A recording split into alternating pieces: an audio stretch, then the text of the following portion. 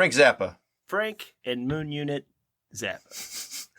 I'll give you a Moon Unit. I bet you will. I just can't see you as being... Oh, I like Frank Zappa. It was just like back then I didn't know a whole lot of Zappa music. I was like in elementary school or something. Not exactly banging down the charts in grade school. No, I was a Captain Beefheart fan back then, obviously.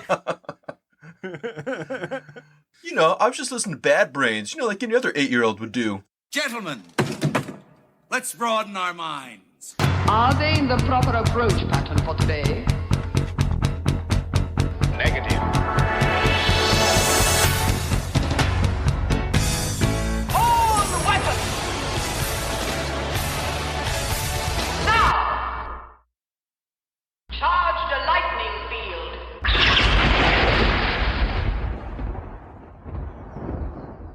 So, welcome back to Dispatch Ajax. I am Skip. I am Jake. Jake Bot. Jake Bot. Beep boop. What you're hearing is a computer voice ran through AI. Ones and zeros were found and translated into a podcast. From an unknown landed craft. An idiot touched said craft. I did say that, yeah. Well, it was stupid. A stupid thing to do, really. I mean, that's just you don't just touch it. Lick it. You lick it. What are you talking about? Hey, what's this hole for? Might as well fuck it. Put your dick in it. It is just like the Prometheus. Yeah, you might as well take your helmet off and stick your hand in there. Yeah, which is kind of sort of where we left off with Penniston's account. We wanted to do a holiday episode. We were doing UFOs. We're still doing UFOs. And the Rendlesham Forest incident just happened to happen, supposedly, around the holidays. Between December 26th and 29th-ish, roundabout, in 1980 in Suffolk, England. And we had heard from many of the people involved, including several witnesses, their higher-ups, and it was a strange journey that talked about an unknown, unspecified, unidentified craft that had landed in Rendlesham Forest between two different USAF Air Force bases in the UK, which sounds crazy, but that's just because of a NATO thing and our constantly expanding military hegemony around the world. And we had heard testimony of one of the other witnesses and the horrible medical conditions that they developed after this incident, and several others at the base as well. Plus the direct commander of the investigation team involved and his experiences the next night and the next 2 nights going out into the forest and investigating for himself. And all of it was a pretty harrowing account of some crazy UFO stuff. Actual physical contact. This is great! Actual physical contact! They slimed him. No human being would drop a ship like this.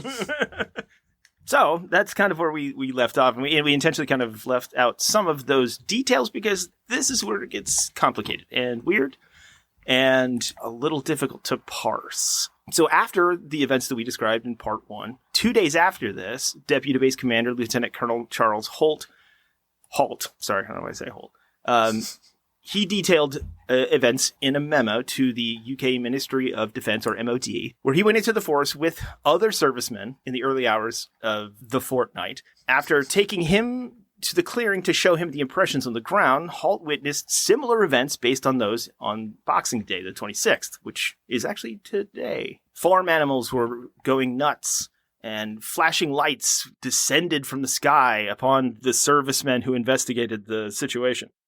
It was here where Holt measured abnormal amounts of radiation at the original landing site. Another smaller group, off on a separate adventure through the forest, spotted what they described as dancing red lights inside an eerily pulsating, quote, fog. They got on the radios and then alerted Holt's group, who suddenly then saw those same lights heading toward them, spewing forth a rainbow of colors. Meanwhile, maybe it was Skittles. I don't know. Put your tongue out. Maybe they dropped blotter acid. Maybe they watched Mandy. I don't know. Meanwhile, that second group now watched a glowing, domed object in which they could see shadows of figures moving about, they said, which kind of contradicts everything that had been said before. So now we kind of have to wonder exactly who saw what and when.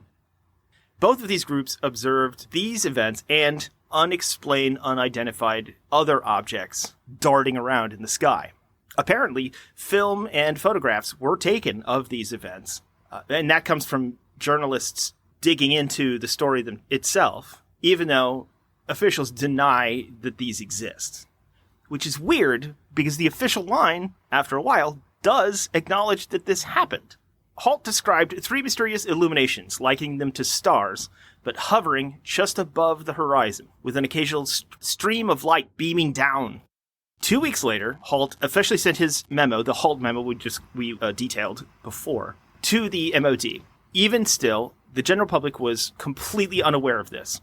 Then, subsequently after filing this memo, supposedly 2 suited men visited forestry worker Vince Turkettle. Oh, I thought it was Clortho. So close. He wasn't an architect, I don't think. But they bombarded this man with questions about whether he saw anything on the nights in question. Quote, they said, "Did you leave the house at all? Did you see anything?" And I said, "What?" What? I'm literally reading quotes here. This is the funniest part. Wait, you're talking to me? I mean, tell me this is not an X-Files episode. They said, "Oh, there's a report of some red lights in the forest. We're just checking." And the 2 of them, very politely but firmly, asked me probably 20 questions. I thought they were journalists. They suddenly said, "Oh, well, fair enough. There's probably nothing on it," and left. So I brought the papers every day for the next few days to find out what was going on. And, of course, there was nothing. So he's essentially describing a Men in Black encounter. I have read other, more detailed versions of this event, and it seems like they were U.S., possibly CIA, possibly Department of Defense officials.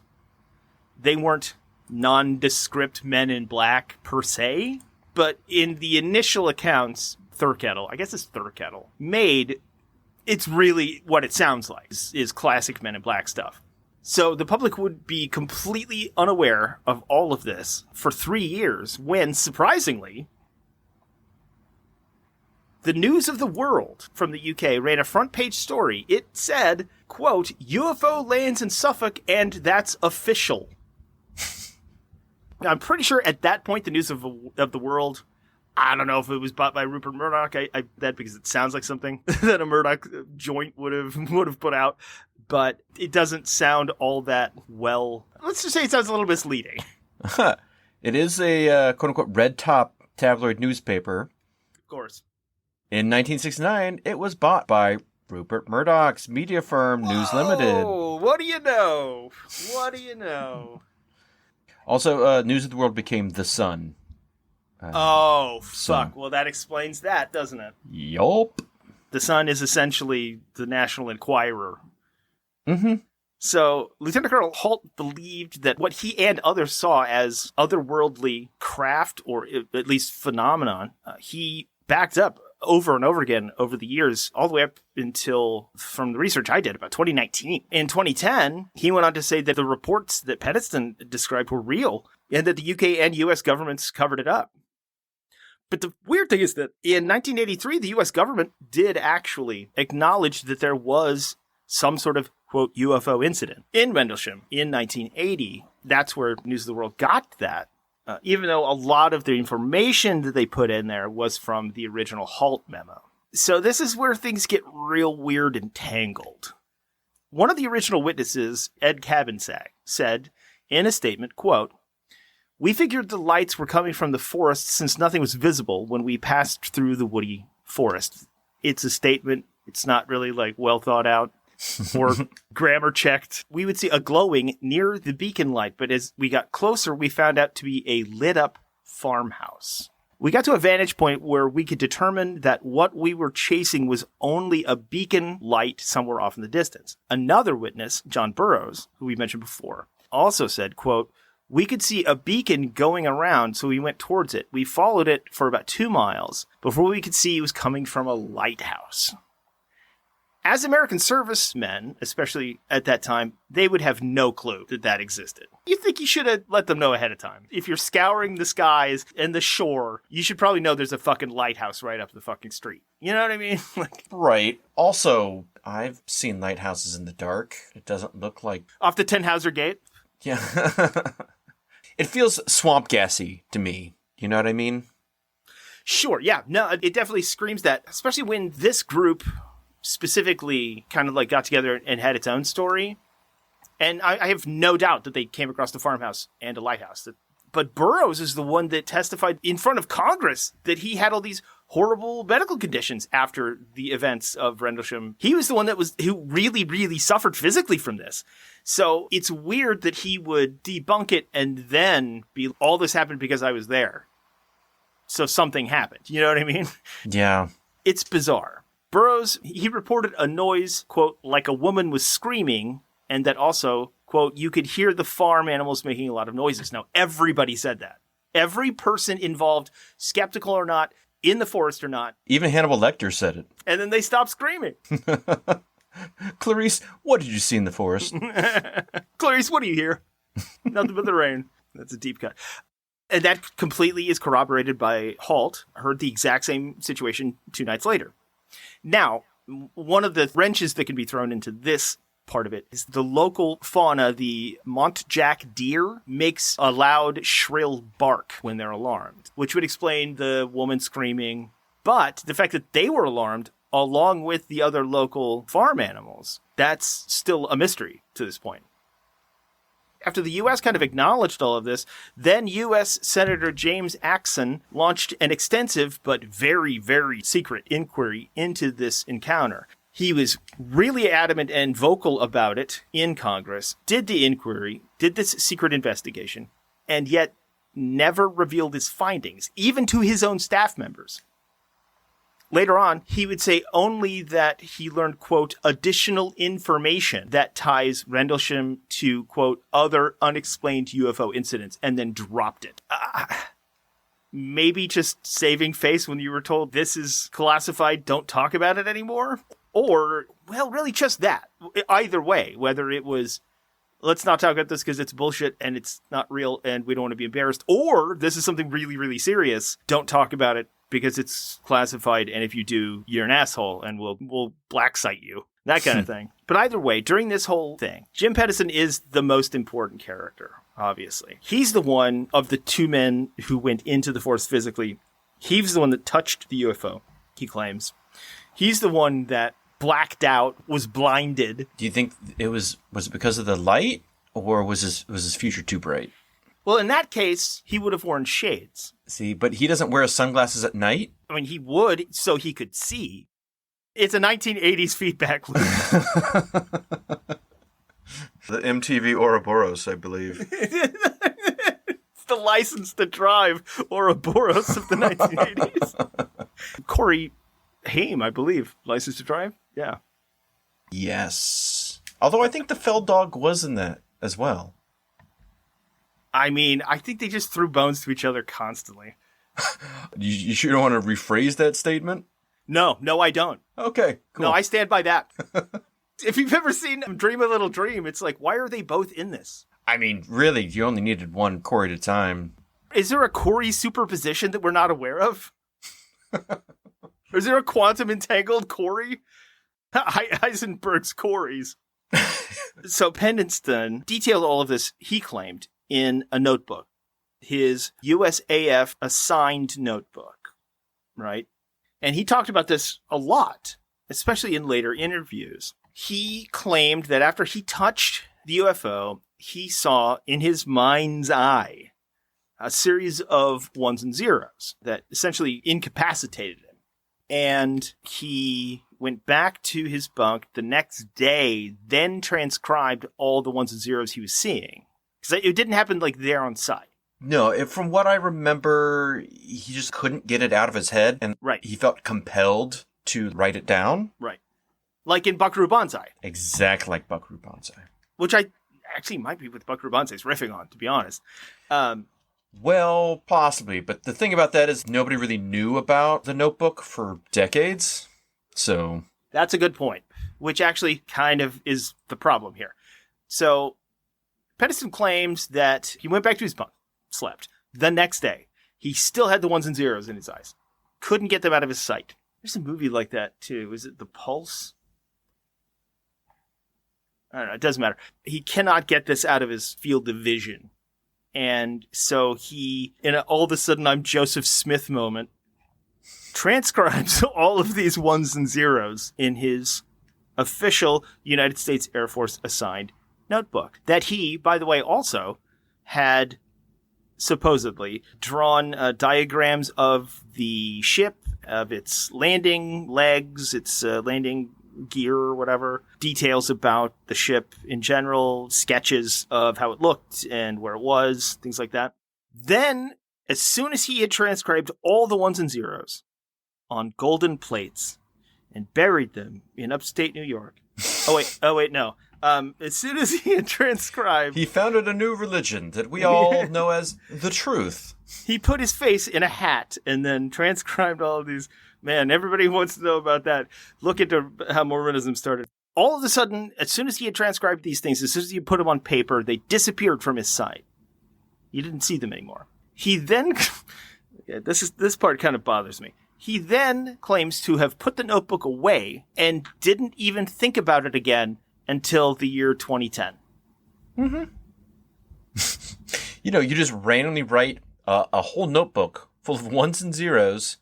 I'm like, whoa, that's weird. All right, well, see you later. Yeah, that won't be important at all in any of the subsequent interviews or debriefings that he has to do over the years. No, I just didn't think about it.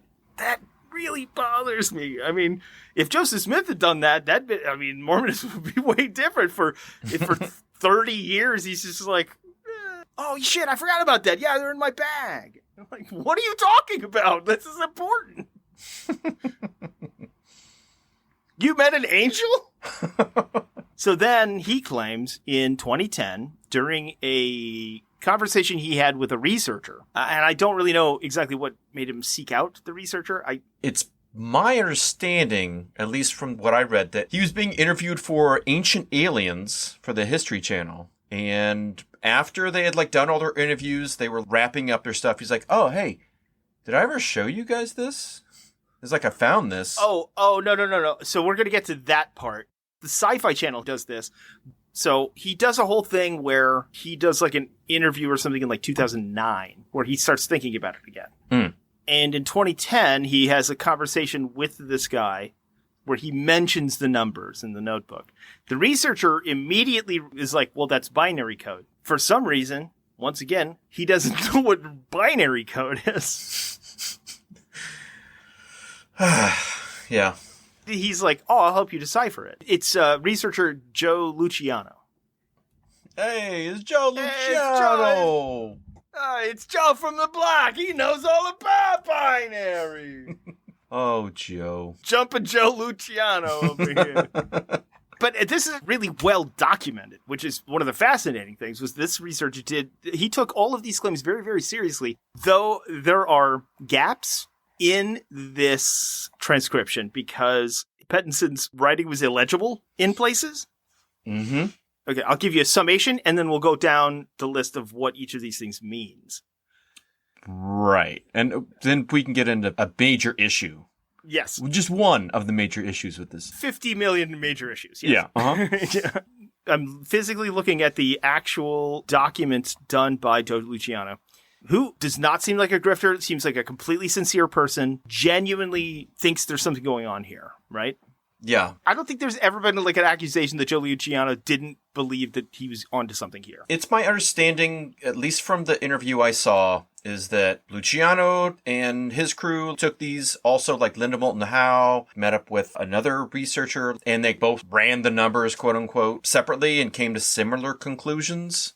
Right. And that's complicated because you would need that extra expertise to come to some of the conclusions they came to. So, based on the way that Luciano and, yes, other people that he had consulted, and he does, you know what? He does a very, very, very good job of documenting things. He provides his interpretations and then a legend, because everything that he puts in there are color-coded. Things that he thinks are things that they had to fill in gaps, things that are very much quote unquote word for word from Penniston, and then stuff that is not legible or nonsensical. And so he flags all that. He's using at least some sort of real scientific method here. He's going out of his way to make sure he's covering his bases. Or at least being somewhat honest with the process and saying, hey, I'm not 100% sure. I think this is what it is, but this might be wrong. I'm not 100% sure on this. Yeah, he's going very early Bud Hopkins. We should not besmirch Joe Luciano, other than the fact that he's Jumper Joe Luciano. Hey, we're having fun with your name, Joe. Hey, let's play some stickball. Hey. I gotta get some prosciutto downtown. I don't know. Jesus. I don't fucking know. Based on his translation of the binary code, essential text that comes out, Exploration of Humanity 666-8100. Next line. 52.0942532 north. 13.131269 west. Okay, those are longitude and latitude. Next line. Continuous for planetary advan, and then illegible. So they assume advantage or advance. That's not even enough letters, so advantage, I guess. Or, no, it's too many letters. I don't really know what they think they're going for there. Next line. Fourth coordinate. Continue out. UQSCBPR. The word before. 16.763177 north, 8911 west, and then a cascading series of longitude and latitude coordinates, right? At least 2, 4, 6 more. 6 more. And then you get to eyes of your eyes, then the word origin, and then another longitude, latitude, and then next line, origin year 8100. So suddenly it's Prince of Darkness. That'd be awesome if it was. Yes, it would be crazy if accidentally John Carpenter was a prescient prophet. Well, see, he got visions that he then translated into binary code. Oh, man. And he wrote a script based on that. For every John Carpenter particle, there's an anti-particle, though. We're going to get to that. God, what's an anti-John Carpenter particle? Michael Bay. Oh, bayons? Yeah. The bayon's one of the more controversial quarks that they've identified. In Star Trek, they power ships, actually. You have Martin Lawrence bayons, and Megan Fox bayons, and then you have Bayonne, New Jersey. Weirdly, the nucleus is a talking robot that turns into a car. I was like, he said talking robot. I'm like, is it Runaway? Is it Rocky 3? Is it Transformers? Which could it be? Well, that's the Heisenberg uncertainty principle right there. We don't know. It could be any of this. I like my talking robot box that until you open it, you don't know what talking robot it is. It could be any of those. It could be Rosie from the Jetsons. We don't know. That stereo that Tom Selleck was fucking. It's really hard to tell. Hey, after a couple beers, late Thursday night, she's looking pretty good. She got her heads rattled, and that's why she started cooking spaghetti in a fucking coffee pot. Circuitry full of goo. So in this scenario, we're going human speed. There are coordinate numbers, and they actually go out of their way to chart where these places are. Between pages 1 and 5, you get coordinates in a place called High. No, it's called High Brazil. It's a mythical island from maps in the nearly 700 years that doesn't exist. It's like off the coast of Ireland. It's this phantom island in the Atlantic. Oh, good. We need more of those, please. How many of those are there? I think the last time it was seen was it the 1500s, maybe? Last time it was seen. Come on. It disappeared. Right. Yeah, exactly. Like Atlantis or like Hiberia. Hyboria. No, that's Conan, isn't it? You know what? It's just as valid, honestly. Before the seas drank Atlantis. Yeah. There was an age undreamed of. Okay, so the next one was Caracol, Belize, and then, you know what? This one I will grant you. Sedona, Arizona. Yep.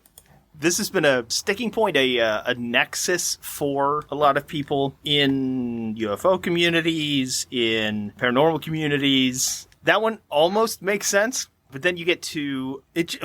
It's funny. It just says the Great Pyramid in Giza. Yeah.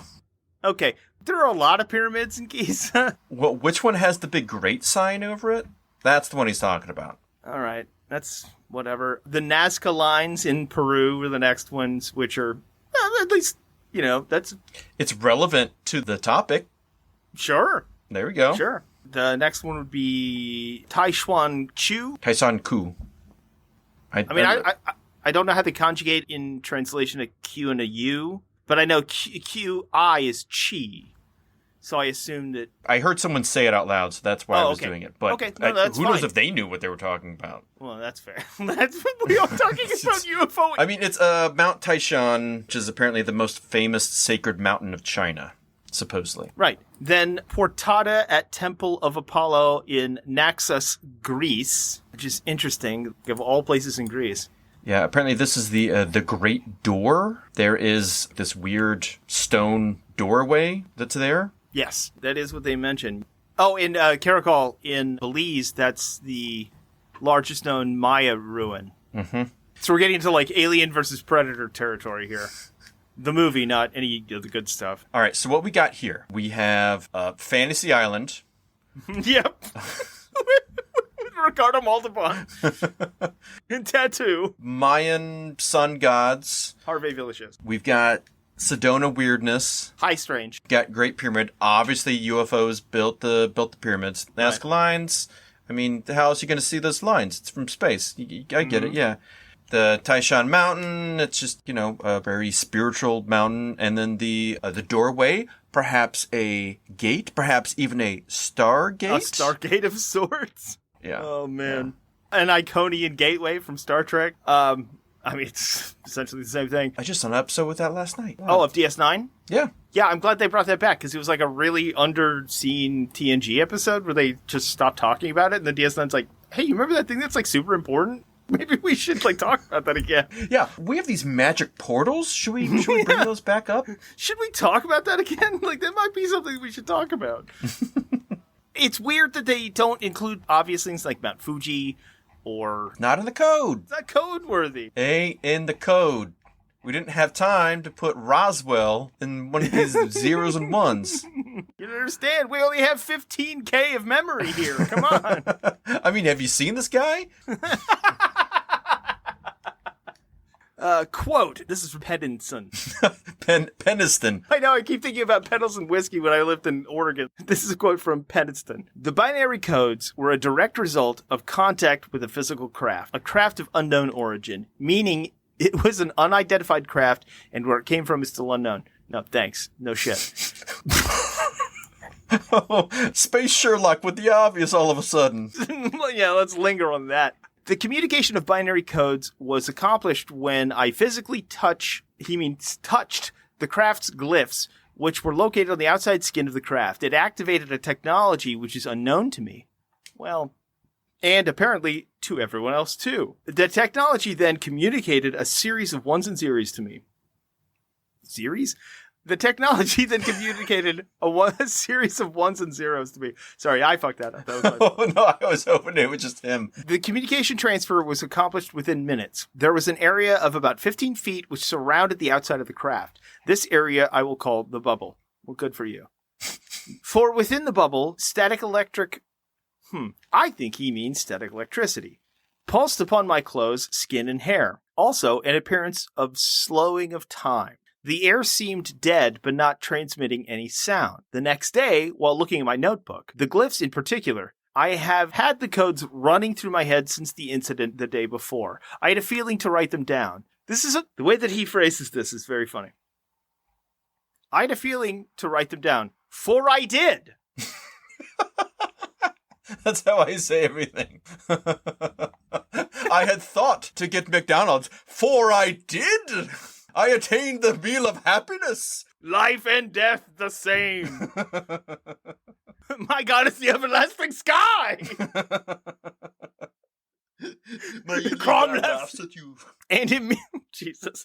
And immediately after finishing them, the code. Okay, so I would like to say also that there are so many weird commas in this that are unnecessary. Even though we overuse commas today in modern English, this is insane. There's a comma after every 3 words. It doesn't make any sense whatsoever. He says, "For I did.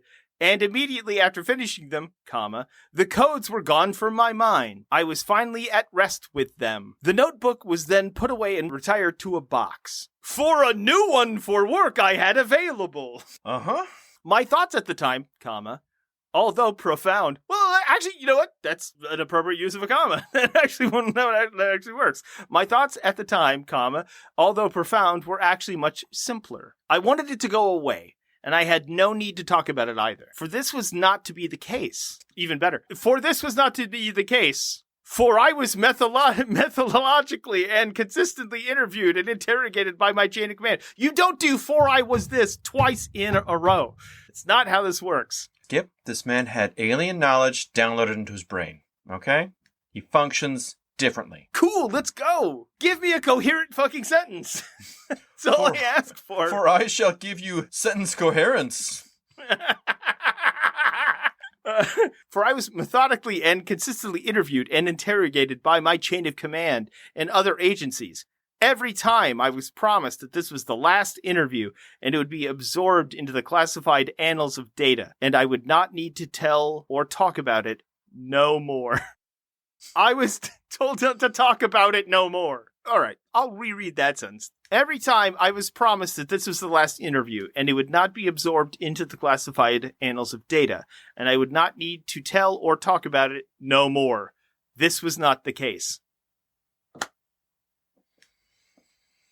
What? AI would write this better. What are you talking about? I went through at least 14 debriefings by 2 non-Air Force personnel. I do think that these are the people that they were referring to earlier. I think these non-Air Force personnel to which he is referring are the pseudo men in black. They're probably CIA, especially back then. I gave all information from memory, and at no time was the notebook ever brought up. The debriefs were all for the last time I was promised. Tell all and tell it correctly, and it would be the last of the questions on Rendlesham. For these were to continue, no matter what I had said. I'm about done with this dude. Last sentence, I promise. I do believe the command element, comma, were more for obtaining knowledge, but the external interrogation were for much more, I am afraid. Okay. But either way, his claim is that he was interrogated by those 2 probably real people. Because at this point, even in 1980, we were still in the nuclear arms race, essentially. This is around the time that the U.S. was coming up with the B-2 bomber, you know, the one that when test flown, often confused for triangular UFOs. This was a period where we were making clandestine aircraft. They wanted to know, especially in NATO-run Air Force bases, they wanted to know if the USSR or any satellite quote-unquote threats were coming up with something new. So I buy that they were all interviewed by these 2 dudes. I don't think that's the weird part of any of this. So Penniston had this notebook, right? And this is like the linchpin of his entire thing. He showed this netbook. He showed his Dell netbook publicly on the Sci-Fi Channel documentary UFO Invasion at Rendlesham in a broadcast from 2003. He showed it in 2003, but research didn't decipher it until 2010?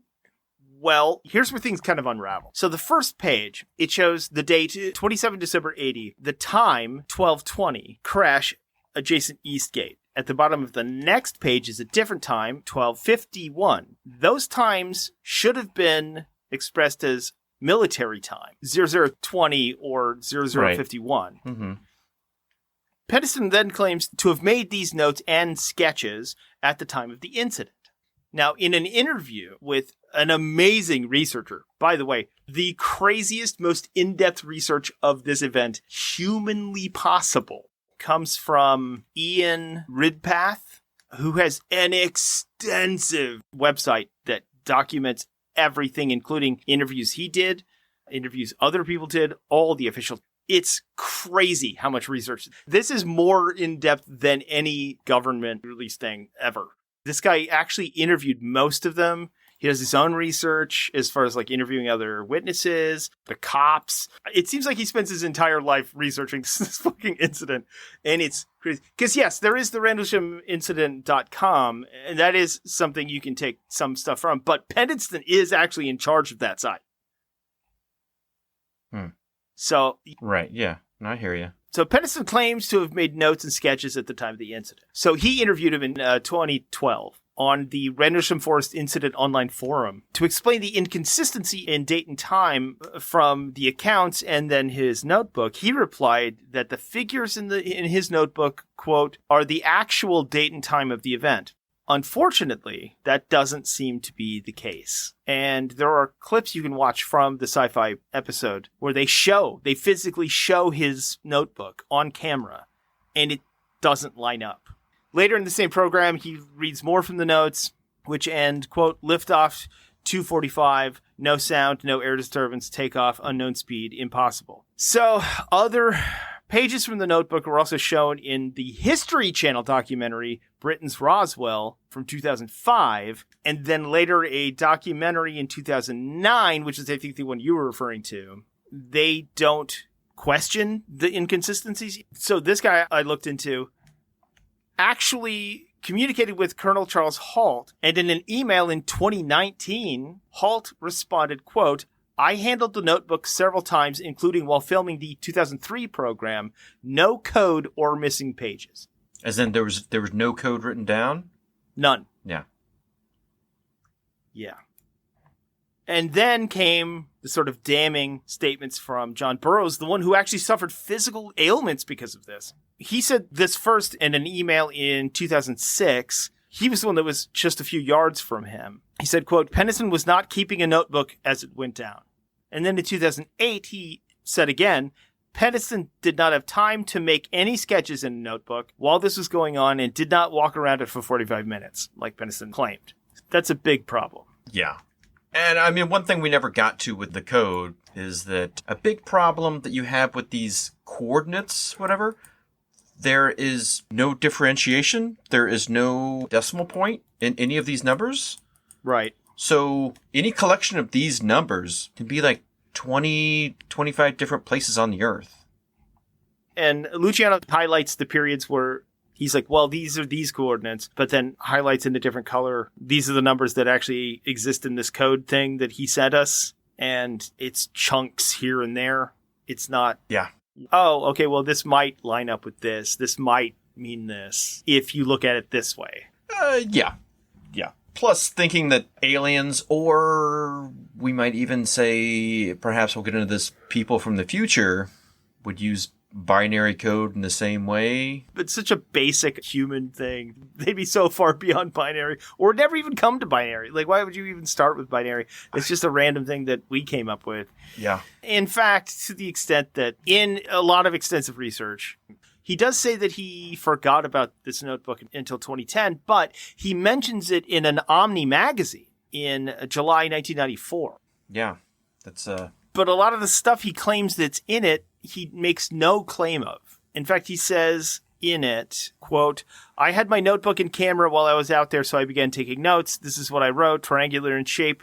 Top portion is producing mainly white light, which encompasses most of the upper section of the craft. A small amount of white light appears out of the bottom. At the left center is a bluish light, and on the other side, red. The lights seem to be molded as part of the exterior of the structure, smooth, slowly fading into the rest of the outside of the structure, gradually molding into the fabric of the craft. That's similar, but not exactly what he said at the time. Now, if this was a traumatic event and something crazy happened to him, yeah, I mean, maybe later on you'd remember things a little differently, or you'd remember things more clearly, or even less clearly. I'm not really sure. But there are now, at this point, 3 different TV documentaries that physically show this notebook, and none of this is in there. There is no cohesive narrative here. In fact, the only other person that seems to corroborate the fact that he had a notebook, because other people say he didn't even have one, was a security guard at Bentwaters, the other Air Force base, Richard Bortolino. Picture it, Sicily, 1929.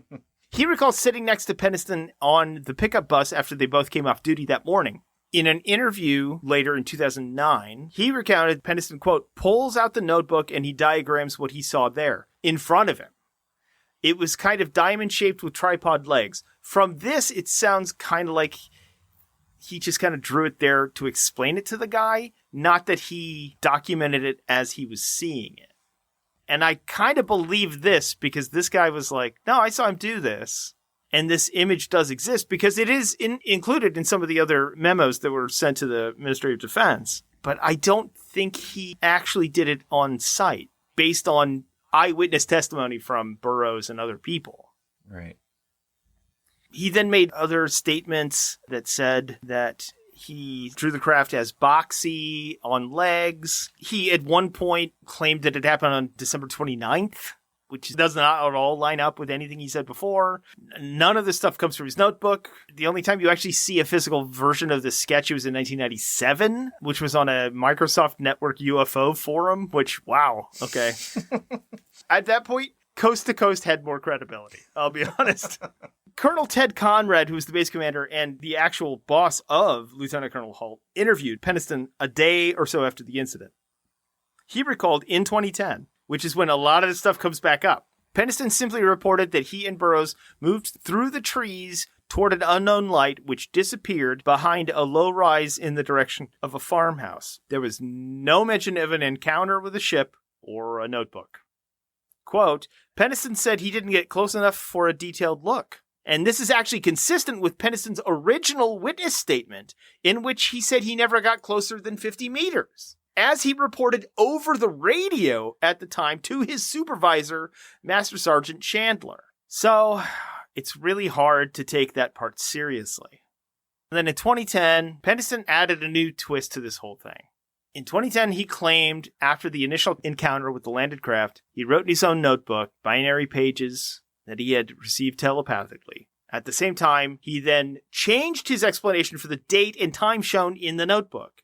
Now he says it was when he wrote down the binary, not when he encountered the craft. It's a gray area there because he did say that he did it the next day, but if you look at the notebook that was shown in the documentary, the date and time is at the start of the description of when he encountered the craft and not at the start of the section with the binary codes. When he made this claim 30 years later, it was the wrong date and time, even in the notebook that he wrote down. And then later, he also changed his story about the location of the landing of the craft. Instead of claiming to have encountered the craft on the western side of the forest, nearest to East Gate, now he says that the encounter did indeed take place near the eastern edge of the forest, but much further south than where the landing marks were observed by Colonel Holt.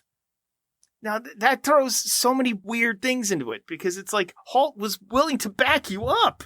And other witnesses said you were right, and now it's different? Essentially, Penniston, the only real witness in this entire story, is the most unreliable one.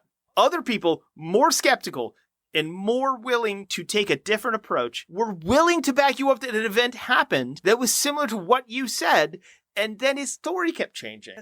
And it's different than Roswell in that during Roswell, you had one guy who encountered a thing, told his story to his higher-ups and to the media, fucking took pictures for newspapers, said, this is it, this is all right here. The fucking Air Force Base was like, nope, this is real, this is a UFO, and then it was muddled by higher-ups later.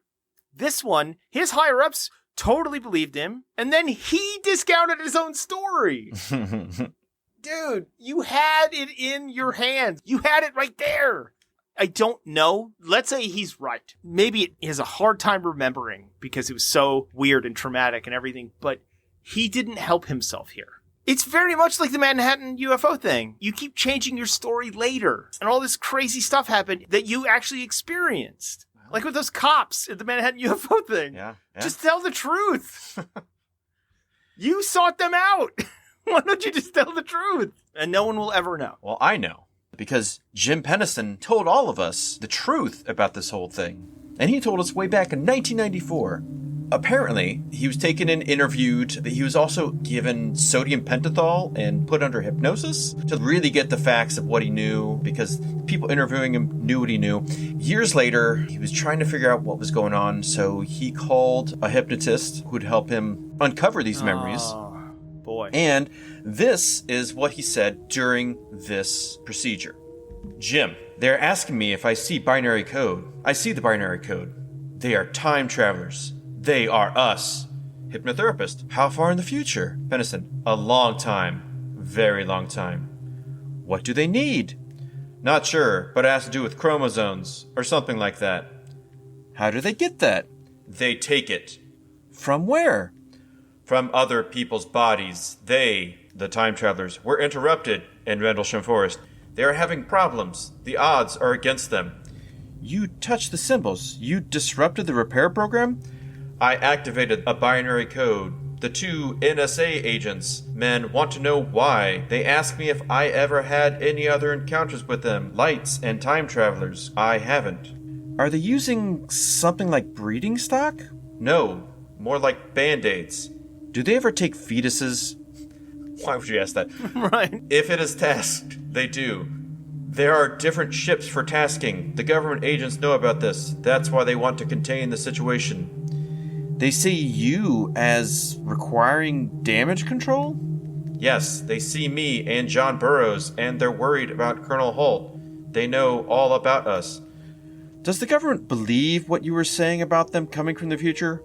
Oh, yes. This time, they, the time travelers, were having problems, but they got their machine off. They have to be in space to travel. They need speed to travel. To travel through time? To go backwards. They can't go forward. They can't go into the future? They go to their pasts. It's impossible to go to the future. It takes too much energy. How far in the past can they go? These ships can go 40 or 50,000 years. They can't go back much further. They might not get back. Why do they come back so far? So it doesn't affect the timeline. The farther it is, the better, the least effect it has on the changing the future. They can't control it. It's too cumbersome. What are the intelligent agents, these NSA agents, going to do with you? They tell me when I was the East Gate with John, they have 5 different stories to tell. It's important to scramble dates, which confuses and undermines consistency of eyewitness testimony, so no credibility with public and media. They're going to give me warning. They tell me that I will hurt the world. It will breach national security and can destroy the system, cause wars, chaos in the streets. That's why it's important to keep it quiet. It doesn't make any difference if I talk about the story. It's too unbelievable. There you go. Straight from the horse's mouth. Yeah, I mean, there it is. I mean, he gave himself an out. Yeah. Okay. It's another layer of wackiness that it's inventive. I will give him that. Unless, of course, he did see the movie Official Denial, which came out in November 1993 on the Sci-Fi Channel. Oh, no. And in it, an alien craft is shot down by the USAF and lands at a forest. It contains creatures that are here to get genetic material, help them reproduce it because the race is dying out. And where are they from? They're not aliens. They're us from the future. Our future. Oh. Who knows if EA saw this, but... Good thing he didn't see Free Jack or like any of those. It's a little interesting, the similarities. The story then he comes up with in 1984, supposedly under hypnosis, and then uses the binary code, which he does talk about in 1994. So there is that. Okay, so there's that. Yeah, that's in his corner for sure. Yeah. I don't know. For all the interesting, like, oh yeah, no, that seems believable, and you have multiple witnesses that are talking about similar events, over 2 different groups of people, over 2 different nights, people that are trained to recognize aerial phenomena. Mm-hmm. Then you get all these weird inconsistencies, and then your main guy, who seemed to be the linchpin of your story, because he had the most interesting detail, then, like, his story gets further and further, more outlandish and wilder and more inconsistent. It's tough.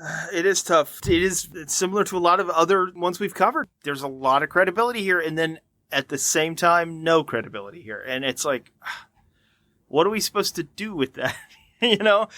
And we're not even going to have time to get into a lot of the people who try and debunk Paul's account about modified police lights and all sorts of other things, or the possibility of an actual downed Russian aircraft that has been proposed, which are things that are in this narrative as possibilities. But the fact that you had several witnesses, including agencies of both the UK and the US government, recognizing this as a possibility, or at least a phenomenon of some sort, and then one guy either makes it one of the craziest UFO stories in history, or then either branches off into, I have ruined the possibility that this might be real in the public eye, or set up the fact that this is not true, is a real shame, because there are people who backed you up. There are people who believe this is real, who bought this based on their own individual encounters with this thing that you're describing. It's really frustrating because of Penniston. The one of the most information is the one that is the source of the most misinformation, disinformation, maybe?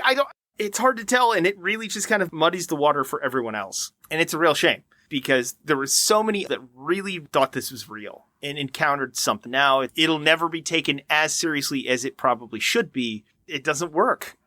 It's very, very frustrating. It is, but it's fun. Oh, yeah, it's a great story. And it's persisted over the decades, which is why we're talking about it now. I mean, there is a UFO monument there now in the shape of the ship that Penniston described. It's considered, the Rendlesham Forest UFO Trail. You can go visit it. Hey, if you have it there, I want to make a little money off of it, you know? Part of the reason we do this topic on the podcast is because we do find it fun and it's interesting.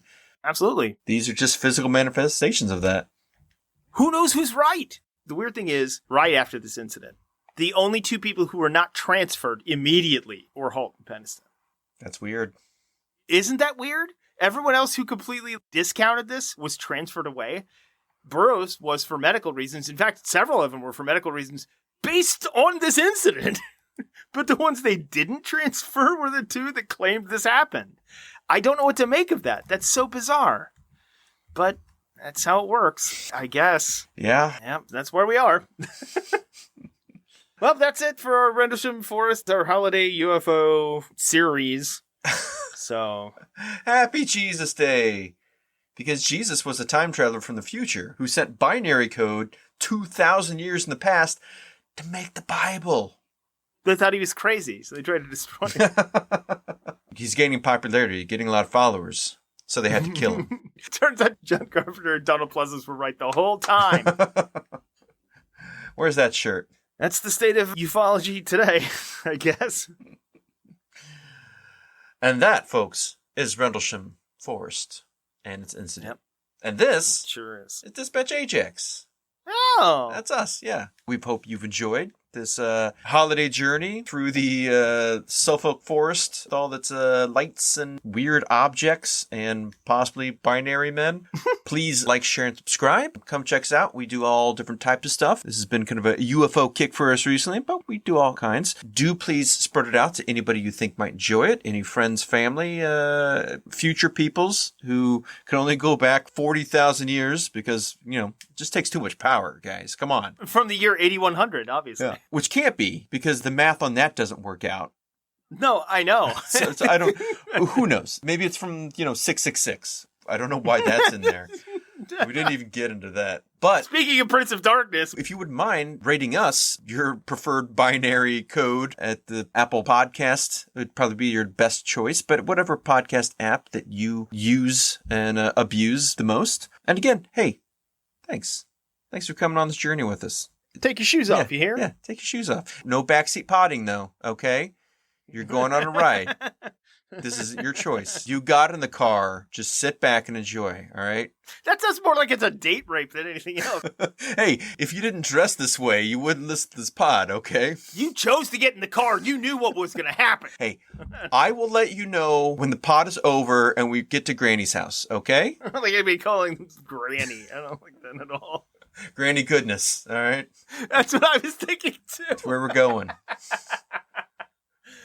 Yeah, well, Yeah, Skip, before we get to Darkseid, what should they do? our Lord and Savior Darkseid, please make sure you've cleaned up after yourself to some sort of reasonable degree. Make sure you've taken your waitstaff, your KJs, your DJs, and what have yous. And make sure you've supported your local comic shops and retailers. And from Dispatch Ajax, we would like to say Godspeed, fair wizards! This is not a dream. Not a dream. We are using your brain's electrical system as a receiver. We are unable to transmit through conscious neural interference. You are receiving this broadcast as a dream. We are transmitting from the year 1999. You are receiving this broadcast in order to alter the events you are seeing.